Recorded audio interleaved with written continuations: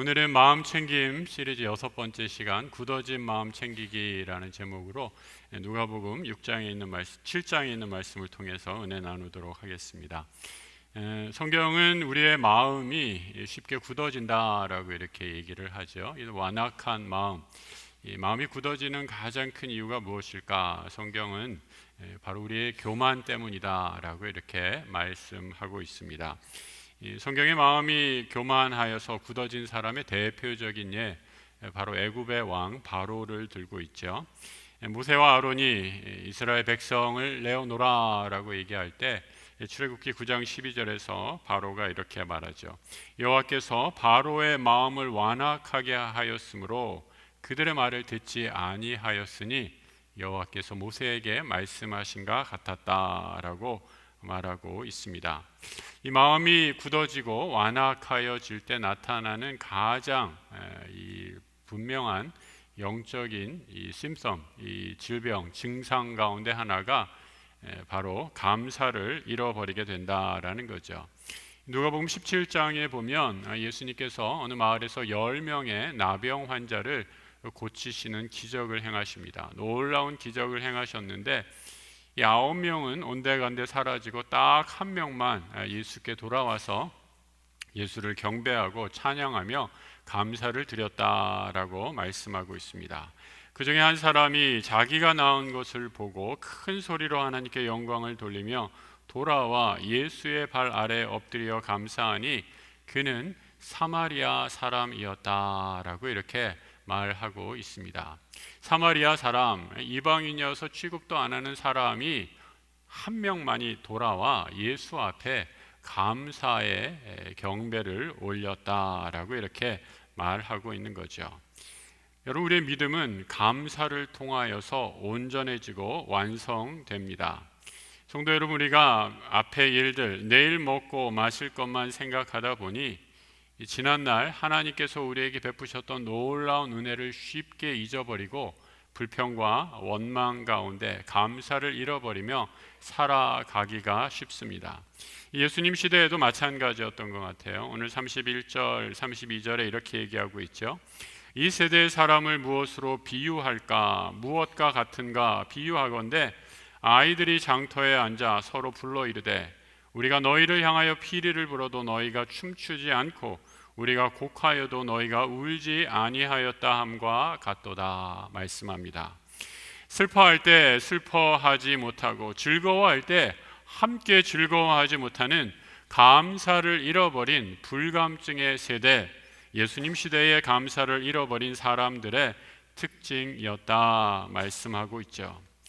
사실 우리가 조금만 시선을 돌이켜보면 얼마나 감사할 것이 많은가 새삼스럽게 깨닫게 됩니다.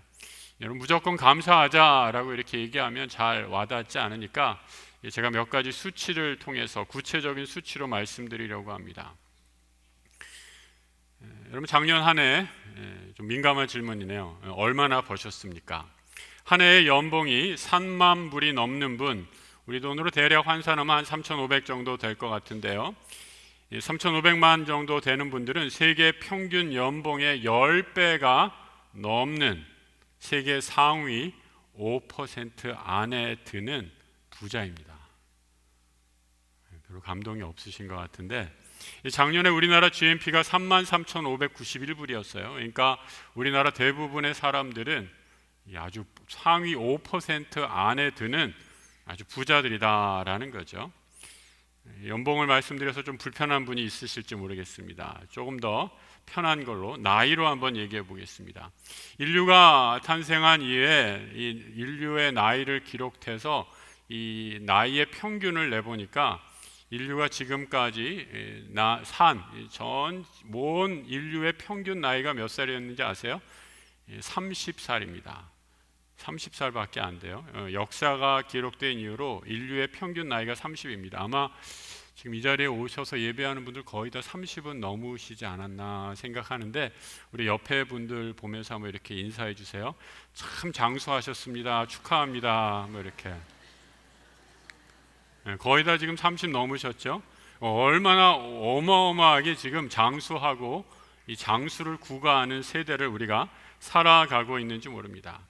살아있음도 기적이고 이렇게 잘 살고 있음도 기적인데 우리는 그 놀라운 축복을 망각하면서 늘 불평합니다. 감사보다는 불평한 거리를 찾아내는데 선수들이죠. 제가 지난달에 인도 출장을 다녀오는데 아주 인도 오지로 들어가는데 몇 번 처음에는 10분 딜레이 된다 그러더니 30분 딜레이 된다 그러더니 1시간 반이 딜레이 된다 막 이러니까 막 짜증이 나더라고요. 그래서 왜 이렇게 이 비행기가 자꾸 연착이 되나 막 이렇게 짜증이 냈는데 하나님이 그때 저한테 음성을 주시는 거예요. 야, 뭘 이렇게 짜증을 내냐?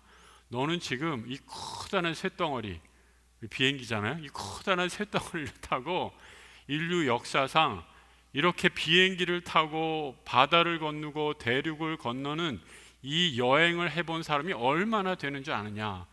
진짜 그렇게 생각해 보니까 내가 지금 얼마나 큰 축복을 누리는지 알겠더라고요. 그런데도 그 몇 시간 딜레이 된다고 짜증내고 불평하는 저의 모습이 한없이 부끄럽게만 여겨졌습니다. 여러분, 이렇게 추운 날 건강한 몸으로 자리에 나와 예배할 수 있다는 것 얼마나 감사한 일이고 축복받은 사람들입니까? 또 우리 사랑하는 가족, 때때는 불편하고 싸우기도 하지만 사랑하는 가족, 또 사랑받는 가족이 있다. 또 우리 함께 믿음의 공동체에서 이렇게 형제 자매들과 한 자리에 모여 예배할 수 있다라는 것 얼마나 감사의 제목입니까? 우리는 이렇게 감사할 제목을 찾기보다는 쉽게 누구를 탓하고 누구의 허물을 지적하면서 살아가고 있는 모습이 우리에겐 있지 않은지 깊이 반성해 보아야 할 것입니다. 피리를 불어도 춤추지 않고 노래를 불러도 기뻐하지 않는 세대, 감사를 상실한 세대라면 이에서 말하는 세대의 모습, 공감 능력을 상실한 세상의 모습입니다. 33절의 말씀이죠. 세례 요한이 와서 떡도 먹지 아니하며 포도주도 마시지 아니하며 너희 말이 귀신이 들렸다 말하고 있습니다. 세례 요한 아시는 것처럼 예수님 전에 탄생해서 이 땅에 예수의 복음, 회개의 복음을 선포했습니다. 이제 곧 메시아가 오실 것인데 회개하라, 천국이 가까웠노라 라고 선포하죠. 하지만 사람들은 세례 요한의 말에 아무런 반응도 하지 않았습니다. 오히려 세례 요한을 향해 너 귀신 들렸구나 라고 하면서 손가락질을 했죠. 이미 오래전에 선지자의 예언처럼 예수가 이 땅에 왔지만 세례 요한의 말을 듣지 않았던 사람, 예수의 말을 들을 리가 없었습니다. 예수님은 이 땅에 오셔서 세례 요한과는 정반대되는 삶을 사셨습니다. 세례 요한은 광야에서 홀로 지나며 광야의 메뚜기와 석청을 먹고 지냈다면 오히려 예수님은 세상 한복판에 들어가서 죄인들과 함께 먹고 마시며 그들의 병을 고치고 그들의 아픈 마음을 위로하시고 회복시키십니다. 그러자 사람들이 이제 예수를 가리켜 뭐라고 얘기하나 이렇게 비난하지요. 34절입니다. 인자는 와서 먹고 마시며 너희 말이 보라 먹기를 탐하고 포도주를 즐기는 사람이요 세리와 죄인의 친구로다. 도대체 어디에 장단을 맞춰야 될지 모르겠습니다. 회개하지 않으면 하나님의 심판이 임할 것이다 라고 선포했는데 세례 요한을 향해 너 귀신 들렸구나 라고 이렇게 손가락질을 합니다. 이제 예수님이 함께 와 그들과 먹고 마시며 그들의 모든 질병, 마음의 질병, 육체의 질병까지 다 고쳐주셨는데도 이제 예수를 향해 너는 먹기를 탐하고 세리와 죄인의 친구라라고 하며 정죄합니다. 말씀을 듣기를 거부하고 자신의 욕심만 채우는 사람의 모습을 적나라하게 보여주고 있죠. 오늘 짧은 본문은 당시 세례 요한에 가지고 있던 세례 요한에 대한 당시 사람들의 오해를 아주 잘 보여주고 있습니다. 예수님의 먼저 오신 이 전조, 전령사라고 할 수 있는 세례 요한을 오해했으니 그 뒤에 오시는 예수님, 이 땅의 인자로 메시아로 오신 예수님을 제대로 이해할 턱이 없었습니다. 이런 오해를 뛰어넘어서 주님은 온전히 신앙의 사람, 믿음의 사람이 무엇인지 이런 사람들이야말로 지혜 있는 자다라고 이렇게 말씀하고 있죠. 오늘 본문 35절입니다. 같이 한번 읽어보죠. 지혜는 자기의 모든 자녀로 인하여 옳다함을 얻느니라. 이 수수께끼 같은 말씀이죠. 앞에 말씀하고 있었던 세례 요한 또 예수님의 모습과 비교돼서 이 예수님과 세례 요한의 삶을 통해 보여줬던 믿음의 길, 세례의 길, 회개의 길을 전혀 받아들이지 않는 사람들, 스스로 지혜 있다고 얘기하지만 그 생명의 길, 지혜와는 거리가 먼 교만한 사람들을 꾸짖으시면서 하나님의 지혜, 여러분 성경에서 지혜는 보통 하나님을 의인화하는 그런 단어로 사용되고 있는 것을 보게 됩니다. 하나님을 온전히 믿는 아는 사람이야말로 하나님의 축복, 주의 말씀을 들을 것이다 라고 선포하는 것이죠. 많은 사람들이 나 하나님 믿습니다, 하나님 쫓아갑니다 라고 얘기하지만 여전히 자기 마음대로 하나님을 믿고 따른다라는 거죠. 내 욕심을 채워주면 이는 참으로 좋은 하나님이라고 얘기하지만 내 욕심에 조금이라도 반하면 하나님 필요 없다, 하나님이 무슨 소용이 있느냐, 하나님을 거부하는 그 세대의 완악한 모습을 오늘 본문을 통해 지적해 주고 있습니다.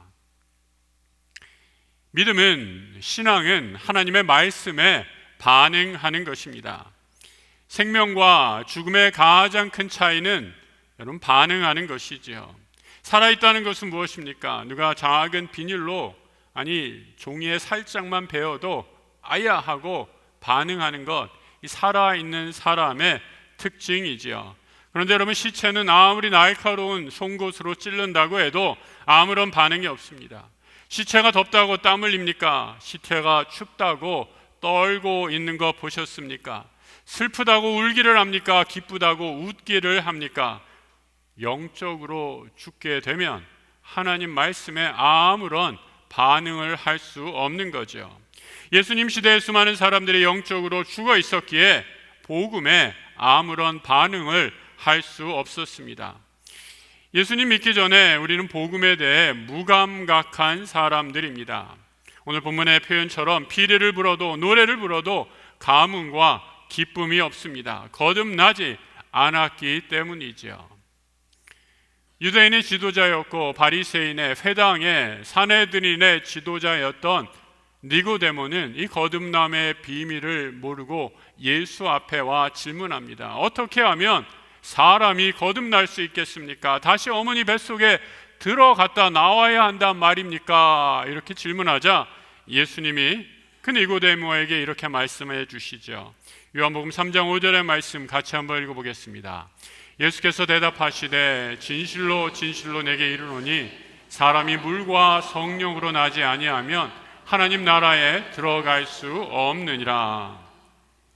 성령이 도와주셔야, 성령 하나님께서 우리의 눈과 귀를 열어주셔야 우리는 하나님 나라에 들어갈 수 있습니다. 우리의 굳은 마음이 제하여져서 부드러운 마음을 성령께서 불어넣어 주셔야 우리는 말씀에 온전히 반응하게 됩니다. 굳어질 대로 굳어져서 말씀에 아무런 반응이 없던 내 마음이 이제 생명의 말씀에 반응하게 되는 놀라운 변화가 일어납니다. 주님이 나를 사랑하시는 은혜, 생각만 해도 눈물이 주르르 나오고 감격과 은혜로 감사하게 되는 것이죠. 예수 믿은 후에 우리 안에 일어나는 가장 놀라운 변화는 이처럼 생명이신 예수에 대해 반응하고 죄에 대해서는 무감각해진 존재로 변화되었다라는 것입니다. 삶의 주인이 바뀌었기 때문이죠. 이전에 세상에 내 눈과 마음을 고정해서 완악한 마음으로 살아갔다면 생명의 주인이신 주님을 모시고 살아갈 때에 그 말씀에 온전히 반응하는 것이죠. 사도 바울은 로마서에서 이러한 변화를 너희가 죄에 대해서는 죽고 그리스도에 대해서는 살아있는 자가 되었다라고 선포하고 있습니다. 무슨 의미입니까? 죄가 아무리 우리를 지배하려 든다고 해도 이제 우리는 더 이상 죄의 종이 아니다라고 말씀하는 거죠. 그리스도의 생명이 우리를 지배하고 있기에 그 그리스도의 생명 안에 우리가 살아가는 것입니다. 주인이 바뀐 것이죠. 그래서 우리는 이 사실만으로도 늘 감사와 기쁨의 삶을 살 수 있습니다. 내 삶의 주인이 예수 그리스도이시기 때문이죠. 이전에는 몰랐는데 예수가 주신 새 생명을 발견하니 범사에 감사한 것뿐입니다. 재물을 허락하신 것으로도 감사하고 일할 수 있는 건강을 주셔도 감사합니다. 우리 권사님 중에서도 몸이 아프신데 우리 지하철 타고 우리 휠체어 타고 오시는 우리 귀한 권사님들 있지 않습니까? 여러분, 이렇게 힘들고 추운 날 이 자리에 오시는 것도 쉽지 않은데 무거운 몸, 아픈 몸을 이끌고 나오시면서 하시는 말씀, 얼마나 감사한지 모르겠다. 이렇게 나올 수 있는 것만으로도 감사한다라고 말씀하십니다. 천국 가는 그날까지 예배의 자리를 사모하시겠다 말씀합니다. 여러분, 어젯밤에 잘 자고 오늘 아침에 일어나서 우리가 다시 이 자리에 나올 수 있다라는 것도 얼마나 큰 은혜요 축복입니까? 밤새 갑자기 세상을 떠난 사람들 얼마나 많이 있습니까? 아무것도 아닌 것 같지만 생명의 호흡, 우리 주님께서 허락해 주셔서 이 자리에 와 앉아 있는 것, 하나님이 우리에게 베푸신 놀라운 은혜요 축복인 줄 믿습니다. 우리는 세상이 힘들고 어렵고 고난 가운데 있어도 이 세상이 또한 전부가 아니기에 감사할 수 있습니다. 예전에는 이 세상이 전부인 줄 알고, 이 세상이 전부면 어떻게 됩니까, 여러분? 이 세상에서 승부를 봐야 되잖아요. 그러니까 얼마나 마음이 급해지고 초조해지겠습니까? 점점 몸은 약해지고 점점 내 시간은 얼마 남지 않았다라는 것, 마치 시한폭탄에 째깍째깍 시간이 다가오는 것 같은 초조함에서 살아가고 있지 않습니까? 하지만 이제 우리는 예수 그리스도를 통해 이 세상에서 얻을 수 없는 영원한 생명에 대해 눈을 떴습니다.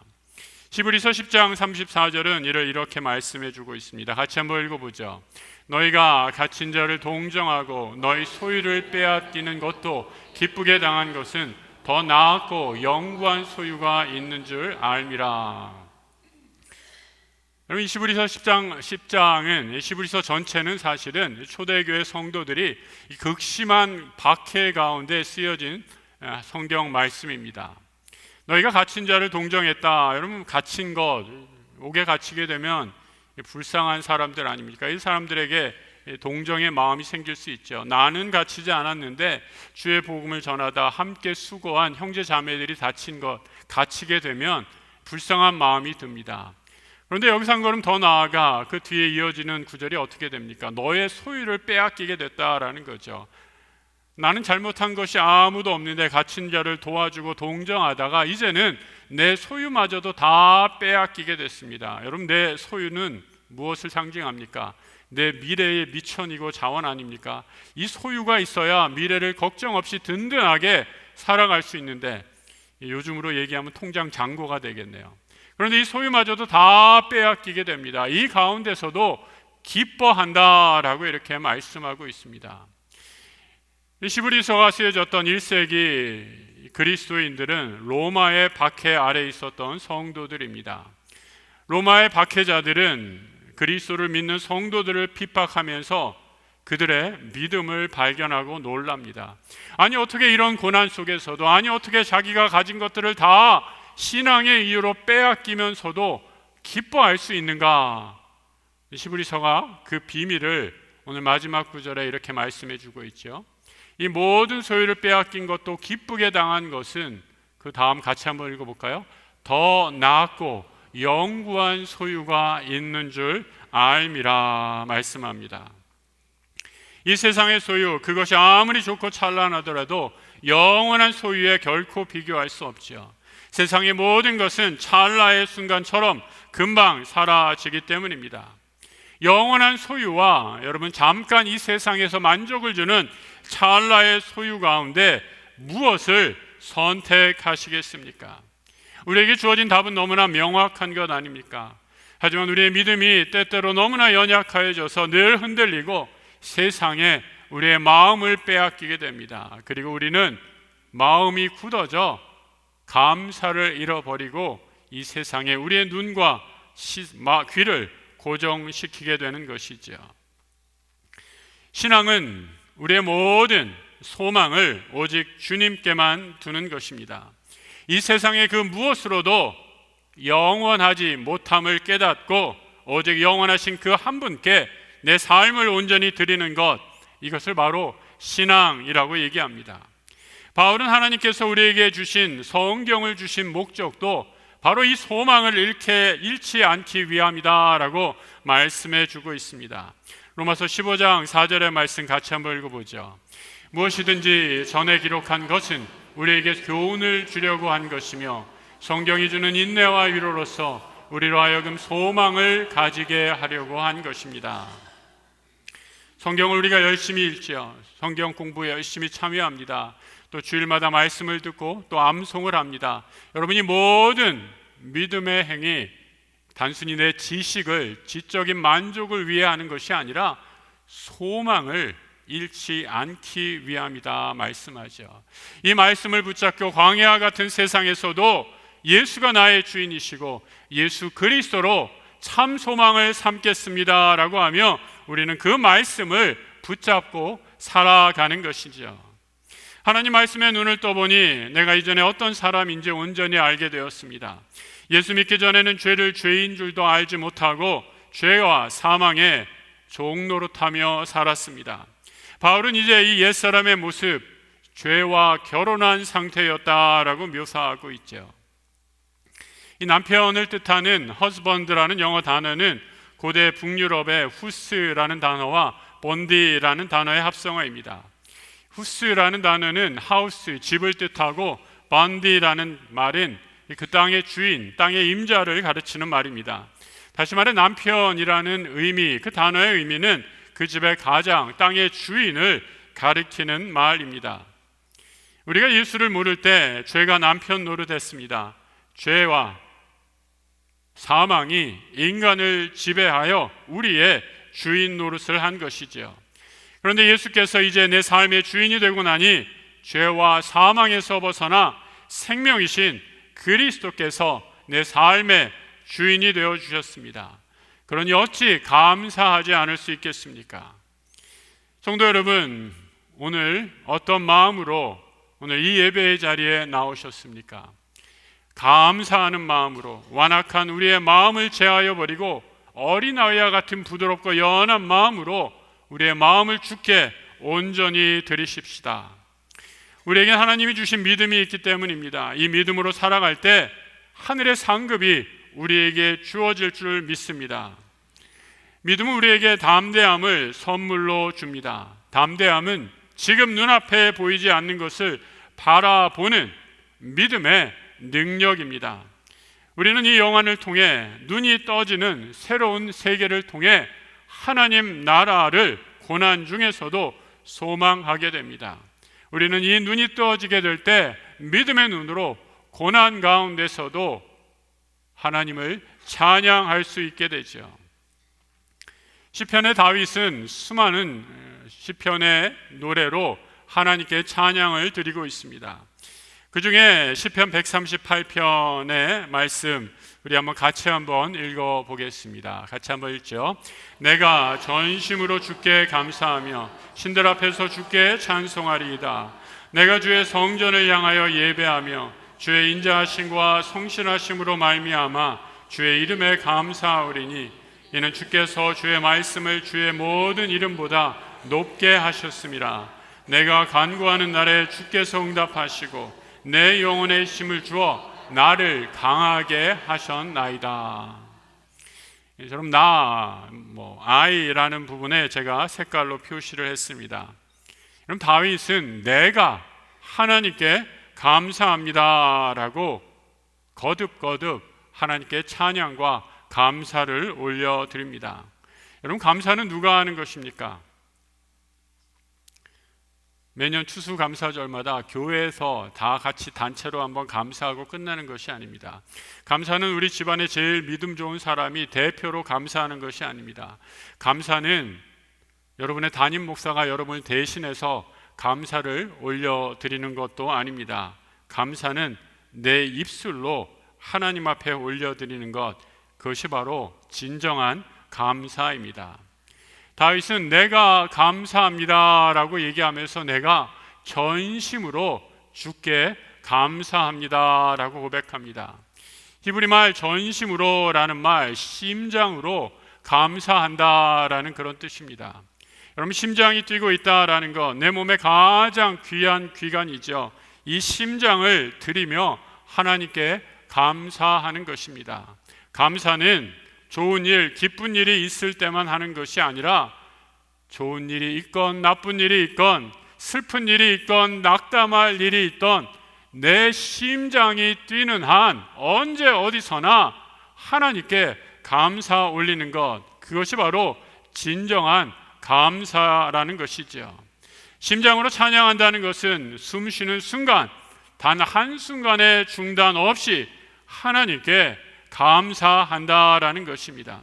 심장이 뛰지 않고는 살 수 없듯이 살아있다면 우리는 늘 하나님께 범사에 감사할 수 있는 이유입니다.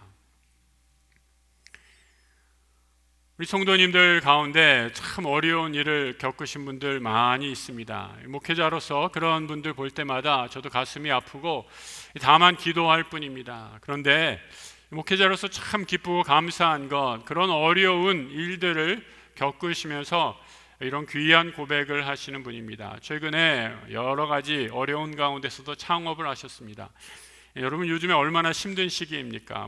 은행 대출도 안 되고 여러 가지 힘들고 또 가정에 수많은 일들도 여러 가지 산적해 있는 가운데 그 문제들 가운데 기도하면서 또 감사하면서 하나님 앞에 영광을 돌리십니다. 그러면서 이렇게 간증을 하시더라고요. 목사님, 이렇게 힘든 일들 하나님 기도하면서 감사할 때 주님이 살아계시고 내 삶의 주권자 되신다라는 것을 고백하게 되었습니다 라는 말을 들을 때 제가 얼마나 감사했는지 모릅니다. 이 목회자의 가장 큰 기쁨은 성도들이 이런 귀한 고백을 할 때 누리는 큰 축복이 아닌가 싶습니다. 여러분이 잘 돼서 감사할 때 저도 기쁘고 감사합니다. 하지만 어떠한 일이 있든지 간에 슬픈 일, 어려운 일, 낙담한 일이 있더라도 그 순간에조차도 우리 하나님이 나와 함께 하시고 나를 다스리심을 고백하면서 하나님의 주권을 고백합니다 라고 이렇게 말씀하시는 것을 들어보면 그때가 목회자로서 느끼는 정말 하나님께 감사와 영광을 올려드리는 순간입니다. 한 청년은 좋은 직장을 잘 다니는 정규직을 다니다가 이 직장을 그만두었습니다. 그러면서 지금 알바를 하고 있습니다. 왜 그랬냐라고 물어보니까 이 직장에 다니면 제 신앙을 지키기 어려워서 연봉도 확 깎이고 여러 가지 힘든데 지금 기도하면서 새로운 직장 찾고 있습니다 라고 말하는 청년의 모습을 봅니다. 그래, 내 믿음의 패기로 하나님께서 정말 더 좋은 길을, 더 좋은 직장을 열어주실 것이다 라고 축복해 주었습니다. 여러분, 하나님이 우리와 함께 하시는데 기쁜 일이 있던 힘든 일이 있던 어려운 일이 있던 낙심할 일이 있던 상관없이 감사할 것밖에 없지 않습니까? 내 삶의 처지와 형편에 상관없이 감사한다면 그것이 하나님이 우리의 삶에 받으시는 귀한 예물인 줄 믿습니다. 미국의 한 작은 교회에서 있었던 일입니다. 한 여인이 매주 예배당에만 오면 똑같은 기도를 하는 것을 보게 됩니다. 작은 예배당이었기에 서로가 서로의 기도를 다 들을 수 있는 그런 예배당입니다. 이 여인이 늘 하는 기도는 똑같았어요.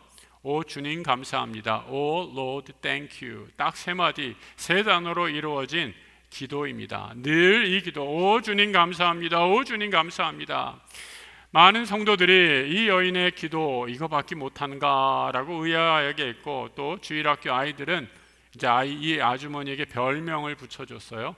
오 로드 땡큐 아줌마라고. 늘 그 기도밖에 안 한다라고 이렇게 아이들이 또 웃고 놀리기까지 합니다. 오늘 목사님이 여인에게 이렇게 물어보죠. 아니 무슨 성도님 왜 그렇게 그런 기도를 하시는, 똑같은 기도를 올려드리는 이유가 있으십니까? 이 여인이 이렇게 말합니다. 목사님, 저희가 사는 동네는 아주 험한 동네, 목사님도 아시잖아요. 밤에 잠을 잘 때 총격전이 벌어지는 총소리가 들리는 그런 마을입니다. 그 마을에서 우리 어린 딸을 안고 저는 이렇게 기도합니다. 자기 전에 오 주님 감사합니다. 이 기도밖에 드릴 것이 없습니다. 다음날 아침에 일찍 일어나면 이 아이가 온전하고 우리 가정이 아무 탈이 없는 것을 보고 저는 또 기도합니다. 오 주님 감사합니다. 아침에 아이가 일어나서 학교를 가게 되면 또 아이를 9시에 스쿨버스에 태워 보내면서 저는 아이가 버스에 타게 될 때 또 기도합니다. 오 주님 감사합니다. 오후 3시가 되면 어김없이 아이가 스쿨버스를 타고 학교에서 돌아옵니다. 며칠 전에 우리 아이가 다니는 학교에 총기 사고가 있었는데 오늘도 무사히 이 아이가 학교에서 집으로 돌아온 것을 보면서 저는 또 이렇게 기도합니다. 오 주님 감사합니다. 성도 여러분, 우리의 마음이 굳어져서 감사를 잃어버리지는 않았습니까? 내게 없는 것 불평하고 원망하기보다 이미 나에게 주신 그 풍성한 은혜에 감사하며 살아가시기 바랍니다. 범사에 감사함으로 오직 우리 주님께 소망을 두고 이 세상을 살아가는 하나님 나라 거룩한 주의 백성 되시길 우리 주님의 이름으로 축복합니다. 함께 기도하겠습니다. 하나님 아버지, 소망 없는 세상 우리에게 믿음을 허락하시고 그 믿음으로 살아가게 하시니 참 감사합니다. 믿음이 주시는 풍성한 은혜 가운데 날마다 범사에 감사하게 하여 주옵소서.